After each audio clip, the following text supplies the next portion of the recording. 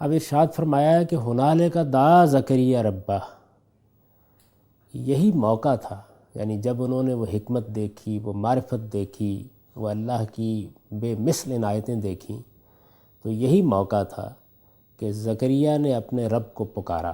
ہنالک دعا زکریا ربہ، وہ دست بدعا ہوئے اپنے پروردگار کے حضور میں۔ انہوں نے اس موقع پر یہ عرضداشت پیش کی۔ وہ عرضداشت کیا تھی؟ قال رب ہب لی من لدنک ذریۃ طیبہ، انہوں نے دعا کی کہ پروردگار تو مجھے بھی اپنی جناب سے ایسی ہی پاکیزہ اولاد عطا فرما۔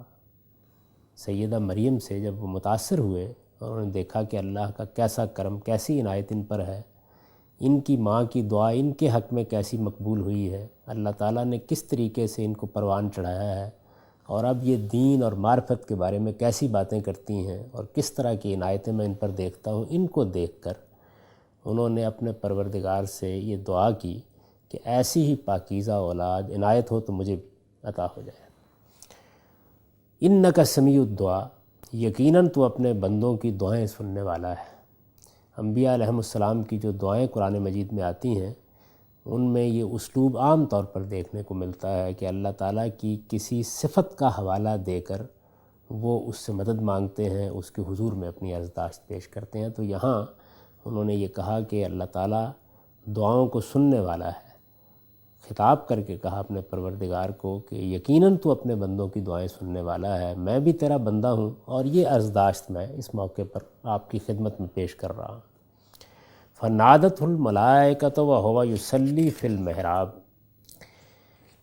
ارشاد فرمایا کہ اس کے جواب میں فرشتوں نے ندا دی۔ اللہ کے پیغمبر ہیں، انہوں نے جب ہاتھ دعا کے لیے اٹھائے تو اس کا جواب آیا، فرشتوں نے اس کے جواب میں ندا دی۔ کس موقع پر؟ ارشاد فرمایا ہوا قائم یصلی فی المحراب، وہ اس وقت محراب میں کھڑے ہوئے نماز پڑھ رہے تھے۔ یعنی یہ بات اس سے واضح ہوئی کہ موقع دعا کا پیدا ہو گیا، اس کے بعد وہ دعا کرتے رہے ہوں گے۔ یہ دعا انہوں نے کسی نماز میں کی ہے، اور اس موقع پر ان کو جواب دیا گیا جب وہ محراب میں کھڑے نماز پڑھ رہے تھے، تو فرشتوں نے پکار کر ان کو کہا ان اللہ یبشرک بیحییٰ مصدقا بکلمۃ من اللہ وسیدا وحصورا ونبیا من الصالحین، کہ اللہ تجھے یحییٰ کی خوشخبری دیتا ہے۔ سیدنا یحییٰ کی اسلام کی پیدائش سیدنا مسیح علیہ السلام سے پہلے ہوئی ہے، 6 ماہ کے قریب یہ ان سے بڑے ہیں۔ جب یہ دعا انہوں نے کی تو اللہ کی طرف سے اس کا جواب آیا۔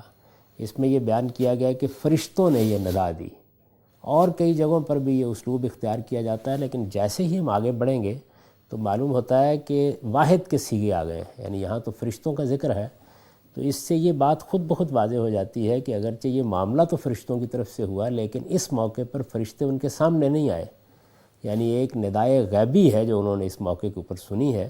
انہوں نے اس کے اوپر جو آگے سوالات کیے ہیں ان سے بھی یہ بات واضح ہوتی ہے، تو اس وجہ سے پھر آگے مذکر کے صیغے آ گئے، یعنی ایک آواز آئی، اس آواز کے جواب میں انہوں نے یہ کہا۔